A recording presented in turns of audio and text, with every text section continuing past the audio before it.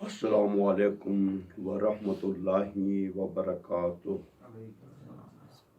ماشاء اللہ حول ولا قوت الا باللہ العلی العظیم۔ اعوذ باللہ من الشیطان الرجیم، بسم اللہ الرحمن الرحیم، الحمد للہ رب العالمین والعاقبۃ للمتقین، والصلاۃ والسلام علی اشرف الانبیاء والمرسلین ابی القاسم محمد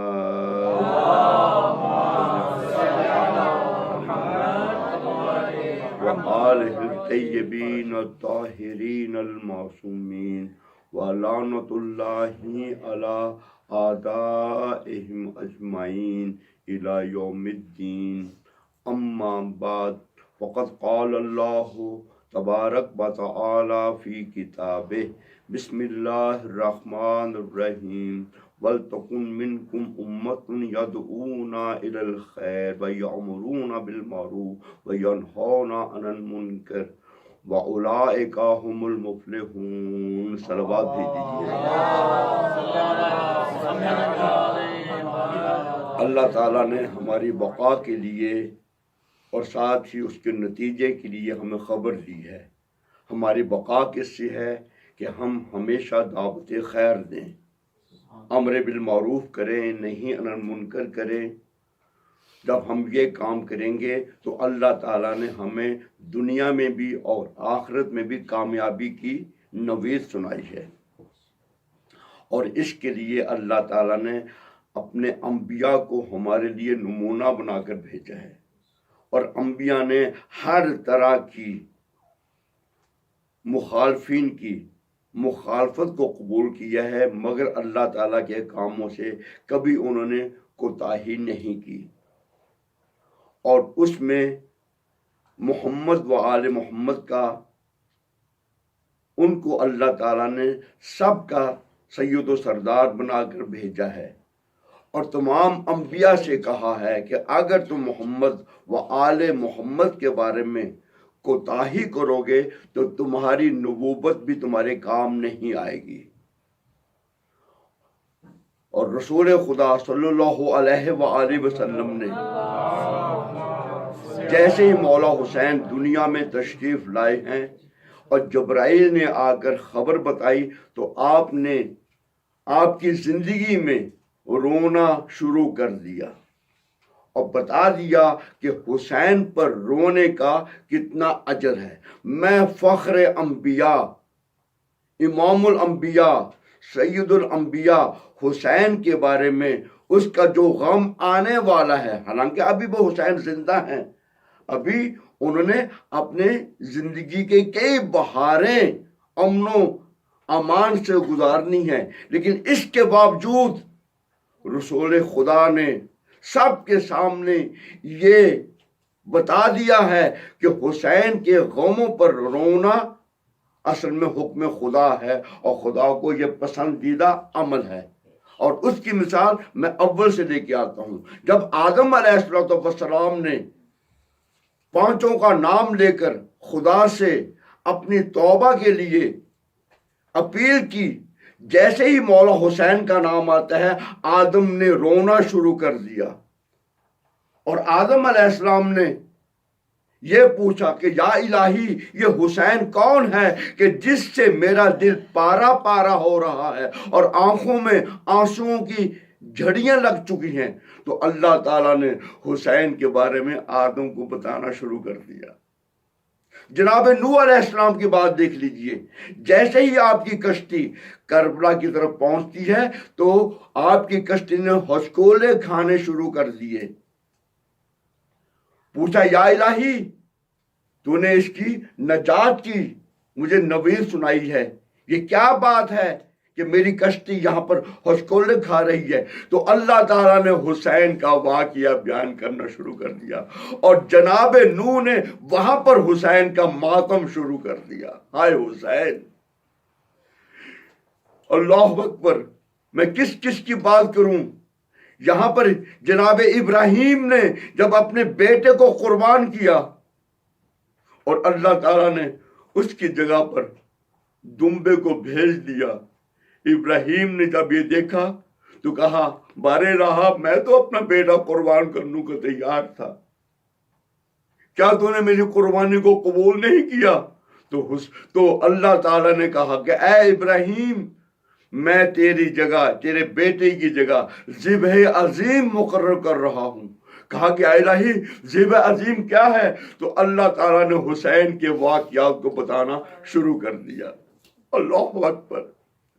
آخر رسول خدا صلی اللہ علیہ وآلہ وسلم نے حسین کے بارے میں جو تجلیل کے کلمات، جو تعریف کے کلمات اور جو عمل کرنا تھا امت کے سامنے، صحابہ کے سامنے شروع کر دیا۔ جب مولا حسین کے بارے میں مولا علی نے خدا سے فرمائش کی، دعا مانگی، پروردگارا مجھے ایک ایسا بیٹا عطا فرما جس طرح میں نے اپنے آقا رسول خدا کی خدمت کی ہے، غلامی کی ہے، اسی طرح میرا وہ بیٹا حسین کی غلامی کرے۔ جب جناب فاطمہ کو علم ہوا تو فاطمہ نے یہ کہا کہ میں اس کے لیے خود اپنے ہاتھوں سے پیرہان سیوں گی، اور میرے بیٹے عباس کو میرا سلام کہنا، وہ میرا بیٹا ہے۔ کسی نے کہا فاطمہ آپ کا بیٹا تو حسین ہے، کہا کہ میرا بیٹا حسین جو ہے وہ رسول خدا کا بیٹا ہے، میرا بیٹا تو عباس ہے۔ آخر عباس دنیا میں تشریف لے آتے ہیں، مولا مشکل کشا خدا کے شکرانے پر سجدہ کرتے ہیں، اور وہ اتنا حسین کے مطیع تھے، کہتی ہیں کہ وہ حسین کے ساتھ ہی ان کا بستر بچھا دیا گیا ہے۔ ایک دفعہ مولا حسین نے پانی کے لیے کہا کوئی ہے پانی پلانے والا؟ سب سے پہلے عباس کی آنکھ کھل جاتی ہے، چھوٹا سا سن ہے، بھاگے پانی کا کاسا لے کے آئے، دیکھا حسین کو نیند آ چکی ہے۔ کافی دیر تک عباس کھڑے رہے، جگایا نہیں۔ ادب ہے یہ، ادب سیکھو بزرگوں کا، ادب ان سے سیکھو۔ اللہ اکبر، جگایا نہیں ہے۔ کچھ عرصے کے بعد جب حسین کی آنکھ کروٹ سے کھلتی ہے تو ایک سایہ کو دیکھا، غور کیا، کہا کہ عباس تو ہے؟ کہا کہ ہاں آقا زادے میں کھڑا ہوں۔ کہا کیوں کھڑے ہو؟ آپ نے پانی مانگا تھا، پانی کا کاسا لے کر کھڑا ہوں۔ حسین عباس کو اپنے سینے سے لگا کر رو پڑے۔ اللہ اکبر۔ اور حسین کا یہ سپہ سالار، یہ عباس اتنا قد آور تھا کہ جنگ صفین میں مولا علی نے اپنا لباس پہنا کر منہ پر اللہ اکبر نقاب ڈال کر جب عباس کو میدان میں بھیجا تو سب کہہ رہے تھے علی آ گیا، علی آ گیا، علی سے بچو۔ اور جب علی کو دیکھا خیمے میں تو کہا کہ یا علی آپ کے بارے میں تو یہ کہا جا رہا ہے کہ میں بتا سکوں کہ میرے بارے میں کہ میں کیا ہوں، اور میرا بیٹا سب کو بتائے گا کہ کس قدر یہ وفادار ہے اور وفا کرے گا۔ اللہ اکبر۔ میں جلدی سے عباس کے بارے میں چند کلمات، یہ تعریف کے کہنے کے مصیبت کے کلمات کہنا چاہتا ہوں۔ جب عاشورہ آتی ہے، عباس ایک ایک کو دیکھتی ہے، بار بار سکینہ آتی ہے، چچا پانی نے ہلاک کر دیا۔ غازی عباس سمجھ نہیں رہتے کیا کروں، آگے جاتی ہے، جا کے کہتے ہیں آقا مجھے جنگ کی اجازت دو، مجھے جنگ کی اجازت دو۔ تسبیح کے دانوں کی طرح عباس علیہ السلام حسین کے پاس جاتے ہیں، مجھے جنگ کی اجازت دو، لیکن حسین ایک ہی جملہ کہتے کہ تو میرا سپہ سالار ہے، تو میری کمر کو مضبوط کرنے والا ہے۔ اللہ اکبر۔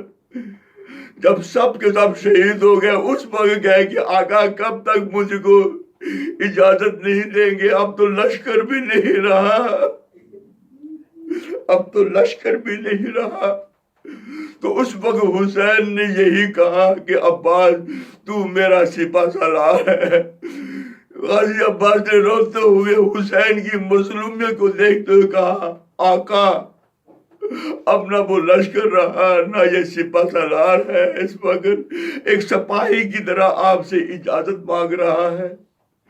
حسین جو ہے رو پڑے، غازی عباس کو سینے سے لگانے کے بعد کہا عباس تجھے اجازت دینے کی میرے زبان میں طاقت نہیں ہے، اتنے میں خیام سے العطش، ہائے پیاس نے مار ڈالا، ہائے پیاس نے مار ڈالا۔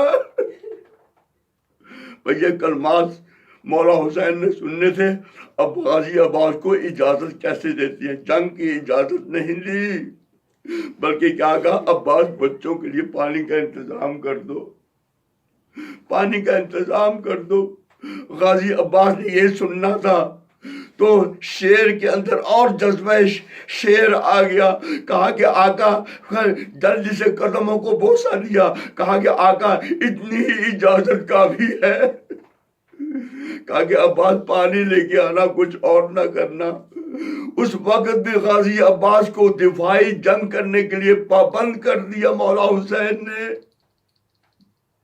مولا حسین خیام میں جاتی ہیں، بی بی سکینوں کو علم ہوا کہ غازی عباس پانی لینے جا رہے ہیں، جلدی سے مشکیزہ اٹھا کر لیا، کہا کہ چچا پانی لے کے آؤ گے، اتنے بچے بھی ہیں جو پانی، کہا کہ سب کے لیے پانی لے کے آؤں گا، مجھے پانی کی لانے کی اجازت دو۔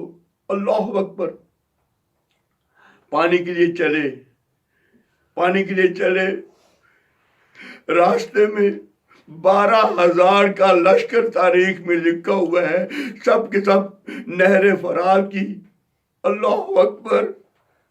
غازی عباس کی شجاعت، اکیلا فرد 3 دن کا بھوکا اور پیاسا شیروں کی طرح آگے بڑھتا ہے، تمام لشکر تتر بتر ہو جاتا ہے اور آوازیں آتی ہیں اگر حسین کے لشکر میں حسین کا یہ غازی یہ عباس پانی لے گیا تو پھر ان کو شکست دینا ناممکن ہے، ان میں پھر توانائی آ جائے گی۔ لیکن غازی عباس آگے بڑھتے ہیں، 12,000 کے لشکر کو تتر پتر کر دیتے ہیں۔